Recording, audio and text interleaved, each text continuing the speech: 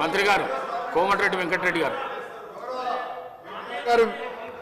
మీ అనుమతితో పర్మిషన్తో సభను ఎప్పుడు కూడా తప్పుతో పట్టించే విధంగా 10 ఏళ్ళు మంత్రిగా పనిచేసిన సీనియర్ శాసనసభ్యులు 24 గంటలు ఇచ్చినామని చెప్పినప్పుడు మధ్యలో మా పిసిసి ప్రెసిడెంట్గా ఉన్నవారు అమెరికాలో ఏదో మాట్లాడితే నేను అప్పుడు ఇమీడియట్గా నెక్స్ట్ డేనే బండ సోమవారం అని భువనగిరి మండలం ఒక సబ్స్టేషన్కి వెళ్ళి లాగ్ బుక్ చెక్ చేయించి 4 నెలలకే లాగ్ బుక్ చెక్ చేయించి ఆపరేటర్తోనే నేను ఇంటర్వ్యూ తీసుకొని ఎన్ని గంటలు వస్తున్నాయంటే 10-11 గంటలు సార్ రికార్డు ఉన్నది సార్ నేను పంపిస్తాను మీకు మ్యాక్సిమం అంటే 14 గంటలు అందులో 5-6 సార్లు పోతుంది కరెంట్ అని ఐలై అనే ఆపరేటర్ రిటైల్ లైన్మెన్ని మళ్ళీ వీలు పెట్టుకున్నాం గతంలో రిటైల్ లైన్మెన్ అయిన తర్వాత ఐటీఐ చేసే వాళ్ళని పెట్టేది ఎక్స్పీరియన్స్ లైన్మెన్ ఆయన చెప్పిన రికార్డు పంపిస్తాను ఒకటి ముఖ్యమైనది ఎందుకంటే సబ్జెక్టు కరెక్షన్ ఎందుకంటే వారు మిస్గైడ్ చేస్తుంది తెలంగాణ ప్రజలు 24 గంటలు ఎప్పుడు ఇయ్యలే 5 ఏళ్ళు ఎమ్మెల్యేగా ఉన్నా 5 ఏళ్ళు ఎంపీగా ఉన్నా 1000 గ్రామాలు తిరిగినా దాన్ని విత్డ్రా చేసుకోవాలి వాళ్ళు 24 గంటలే ఆ లాగ్ బుక్స్ సాయంత్రం వరకు ఆదిలాబాదు నల్గొండ అలంపూర్కి వెళ్ళి రాత్రి వరకల్లా మొత్తం తీసుకొచ్చి హైదరాబాద్లో ఓ లాకర్లో పెట్టి దాల విషయం ఎందుకంటే దాన్ని ప్రూవ్ అవుతుంది అధ్యక్ష నేను వీడియో మీకు పంపిస్తా మీరు వీడియో ప్లే చేయండి అసెంబ్లీలో అందుకనే దయచేసి గౌరవ సభ్యులకు మీ మీద గౌరవం ఉన్నది మీరు దాన్ని విత్డ్రా చేసుకోండి రెండోది అధ్యక్ష రైతు బంధు గురించి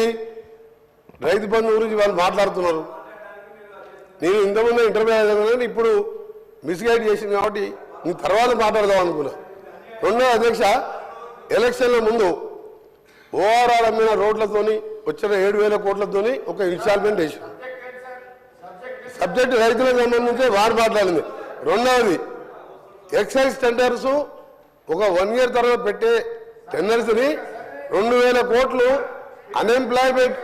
అన్ఎంప్లాయ్మెంట్ యూత్ దగ్గర సార్ వాళ్లకు అన్ఎంప్లాయ్మెంట్కు వేరే దారి లేక 2 లక్షల ఫీజు పెట్టి 2,000 కోట్లు నాన్ రిఫండబుల్ వసూలు చేసాను ఎక్సైజ్ టెండర్లు ఫైనల్ చేసాను ఆ డబ్బులు ఏం చేసినా తెలియదు అదే నేను వాస్తవం చెప్తున్నా రైతుల గురించి మాట్లాడుతున్నా మధ్యలో గౌరవ సభ్యులు నా పేరు కూడా తీసుకున్నాం సార్ ఇంకొకటి సార్ మన గోరంటే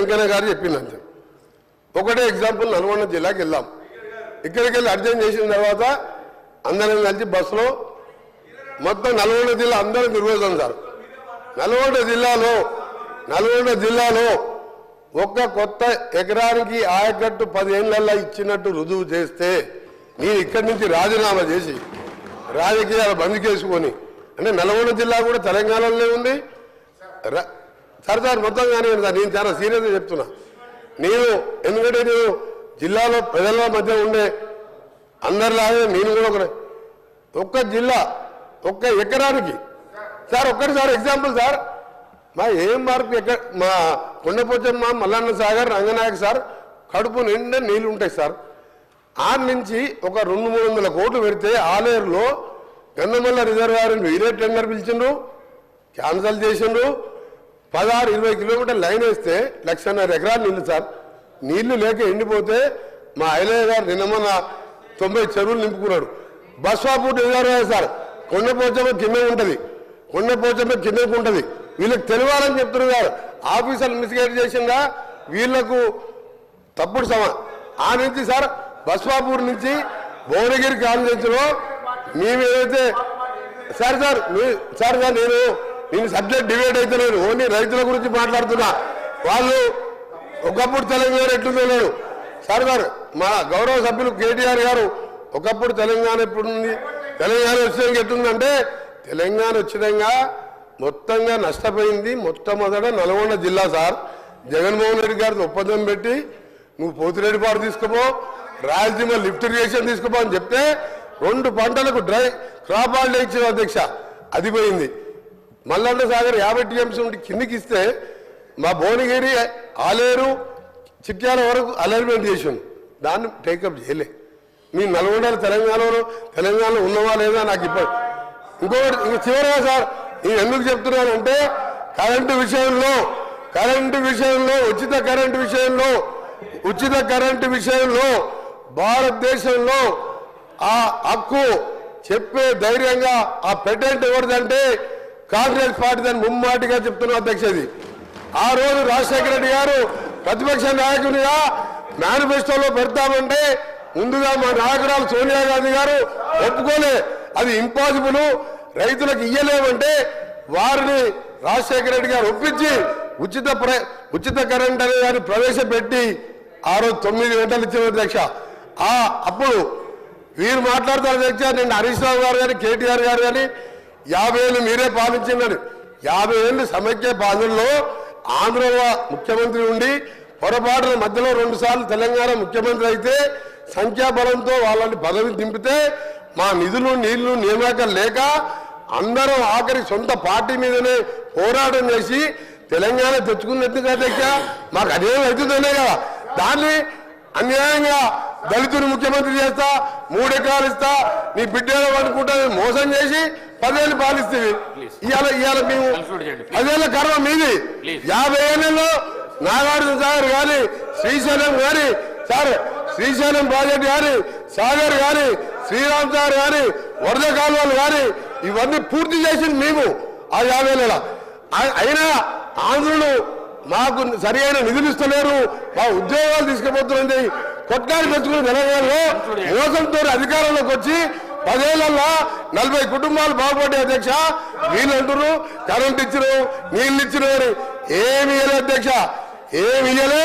ఇవాళ 100 ఏళ్ళు వెనకకి తీసుకుపోయి కళ్ళకి నీళ్లు పెట్టుకుని ఊళ్ళల్లో పోతే మనం పైసా జమ చేసి 25 లక్షల మందికి 2 లక్షల లెక్క. నువ్వు లక్షిస్తాను హరీష్ రావు గారు కూర్చో, లక్షిస్తాను 6 ముక్కలు చేసావు.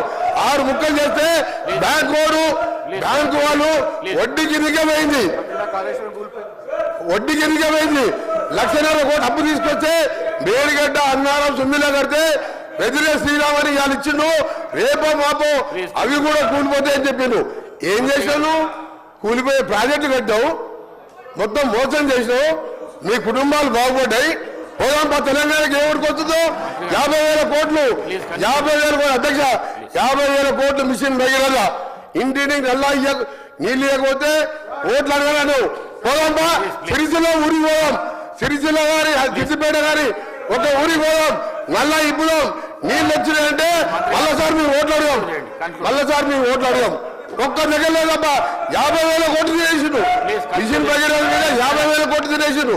తినుడు తప్ప అన్ని తిని ఇవాళ సంవత్సరంలో లేదు దారుణ ఉంటే నేషనల్ క్రైమ్ కార్డు అధ్యక్ష. ఒకరి చివరిగా లాస్ట్ పాయింట్, గౌరవ సభ్యులు కేటీఆర్ గారికి నేను చెప్తున్నా, హరీష్ రావు గారికి నేను సమాధానం చెప్తలేను, వారికి మాట్లాడే హక్కు లేదు. ఆయన డిప్యూటీ లీడర్ కాదు, ఆయన సిఆర్పి సెక్రటరీ కాదు, ఒక ఎమ్మెల్యే. ఆయన చెప్తున్నాను ప్రశ్న సబ్జెక్ట్ మాట్లాడుతున్న కేటీఆర్ గారికి నేను సమాధానం చెప్తున్నా. నేను ఒకటే చెప్తున్నా, క్రైమ్ రికార్డు చేయండి.